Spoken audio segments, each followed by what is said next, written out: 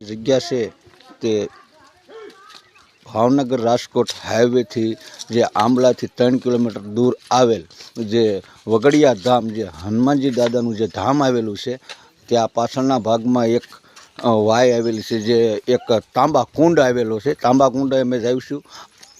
અહીંનો એક ઇતિહાસ અનેરો છે કે વર્ષો પહેલાં સપ્તાહ જે બેઠી હતી અહીં, ત્યારે સપ્તાહમાં જમણવાર થતું હતું, ત્યારે ઘીની કમી થઈ હતી, દોડાદોડી થઈ હતી.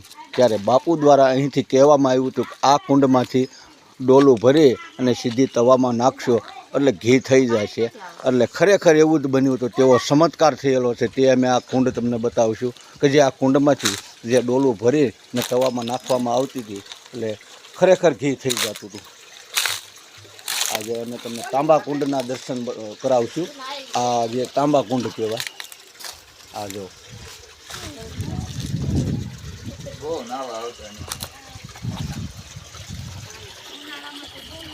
આ જે તાંબા કુંડ છે, એક ચમત્કારી કુંડ કહેવાય છે.